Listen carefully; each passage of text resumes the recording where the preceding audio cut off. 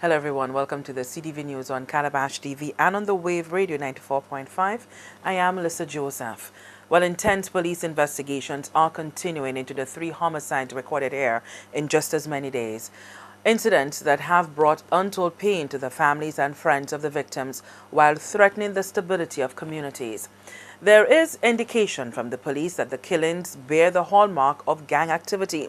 But even more disconcerting is the fact that those involved demonstrate that a new breed of criminals is daring to take siege of the nation. The manner of death of all 3 victims lend credence to this. Post-mortem examination results show that 49-year-old Anthony Harris, also known as Tony, who died on Saturday, 4th April, succumbed as a result of hemorrhagic shock secondary to gunshot wound to the head. 27-year-old Oren Charles, also known as Wong of Cicerone, who was attacked on Sunday, 5th April, died as a result of mid-brain damage secondary to gunshot wound to the head. Community activist 48-year-old Asher Emmanuel, who was brazenly shot on Chaussee Road on Tuesday, 7th April, died as a result of hemorrhagic shock secondary to gunshot wound to the head. I sat down with Acting Police Commissioner Errol Alexander to discuss the situation. If you look at the first fatal shooting that took place sometime Saturday evening, you would have realized that shots were fired from one community into the other community. And rather unfortunate that the bystander got fatally shot and the young man who was around got shot in the mouth. That is unprecedented in terms of persons to persons targeting one another. And as this thing took place there, you would realize that the shots that were fired upon the community of the graveyard. And it shows that it's not one person that are involved. It shows that it's a group of persons that are involved in this particular target. So just for the viewers, we want to be clear, when you speak about from shots fired from one community onto the graveyard, which community specifically are we looking at? Well, from the information received is that the shots were fired from the Fourniground area into the graveyard. That is the information that we have for now, until we get other information to counteract what we presently have. Right.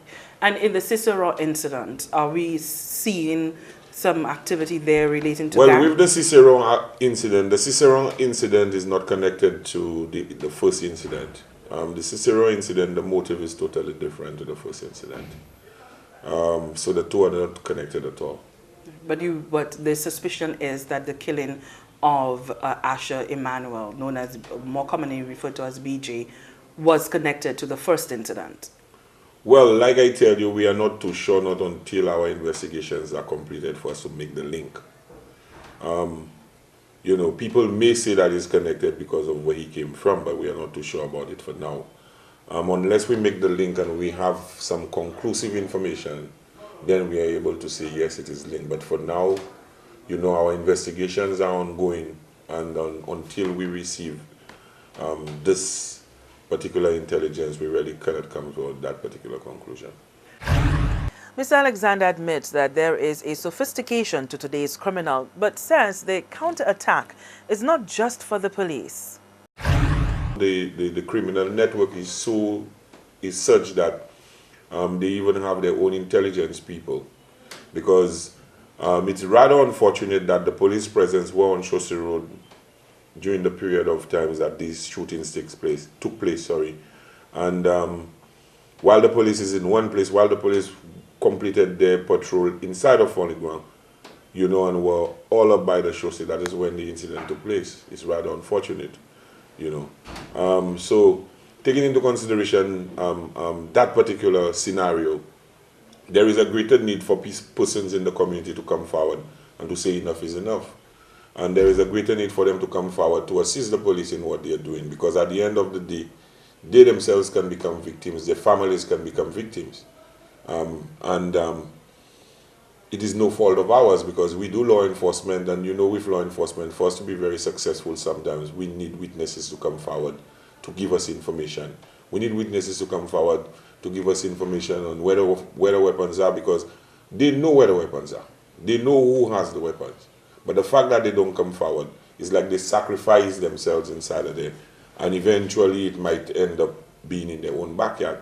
So that is what it is with reference to the way forward. Some may be inclined to blame the police, as you indicated, that there was a patrol, but that patrolling team was in one area, and by the time they got to be on beat in that particular spot on the chaussee, that incident had already occurred. A deficiency in patrolling for the police? It cannot be a deficiency, because at the end of the day, you have to look at general policing overseas. The police is in one area dealing with an activity, another activity takes place in another area. So these things are general things, because as human beings, you can only be one place at one time. And even though you're walking, then behind your back, anything can happen behind your back, and you need to respond. The whole idea about it is that once the guys are determined to do what they have to do, they will seize the opportunity, because there's what we call a crime triangle. An opportunity is one of the greatest parts of the crime triangle. You have the target, yes, you have the target, but as long as you can get the opportunity, you will do it. So in trying to see if you can address the crime situation, you have to deal with the triangle. If you take out the opportunity for them, they will not find the opportunity. If the target is not there at the time, although the opportunity may not be there, but the target is there, they will still try to get the target. And it doesn't necessarily mean that because these shootings took place in these areas there, that doesn't mean that if the person is a target, they're not going to take the person out if they get the opportunity to do it somewhere else. Do you need more men, more boots on the ground? Well, there's usually a call for more boots on the ground, but the most important thing for us is intelligence-led policing. It doesn't make sense to flock up there with police officers, and at the end of the day, it's true that we do when we have boots on the ground, we do preventative policing, but we still need to put an apprehension component to it. If the persons who are involved are not caught, then they can easily move their criminal activities to somewhere else. If we put boots on the ground, the balloon effect, they will shift from where they are to another place, and we still have to chase them another place. So the constant impact that it would have on police officers, we would never be able to get all police officers in the place to be able to patrol these areas with patrols going 24 hours. In the last 3 years, there has been much public talk about feuding communities. Several acts of violent crime have been said to be the end result of that boiling bad blood. So what is being done as a means of intervention? Mr. Alexander says it's not within the jurisdiction of law enforcement. We are police. We do law enforcement. We go in, we investigate, we go in, we do preventative, we do all what we can. But at the end of the day, you realize that what is happening between the communities, it is further than what it is that the police can do. There must be some social fabric, some social problems associated with what is happening there. Because two communities living alongside one another, there is a road separating them. And any opportunity that they get, they will take aim at one another. There is a bigger underlying issue that needs to be sorted out. Is this a conversation that the hierarchy of the police forces had with, whether it be the ministers or various departments? We have had many conversations in that sense that, look, there needs to be social intervention with reference to these areas there. Especially now the younger people are joining, and the younger people are the ones giving us the problems. There needs to be some social intervention, because you need to find out why it is that they're trying to destroy themselves. And that is the bottom line. But we do law enforcement, and that is all what we engage in. We do as much as we can, but we are not the psychologists. We are not the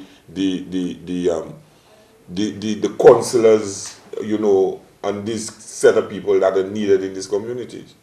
Communities decry it when police officers come in to do shakedowns. Do you think that in this particular instance, given the 2 incidents that we've had, that there is need for that?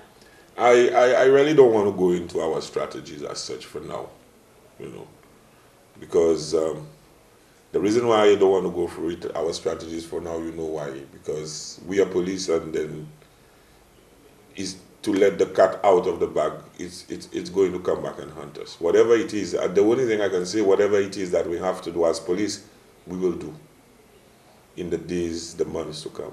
And we will try our best to ensure that this area remains quiet and it gets back quiet.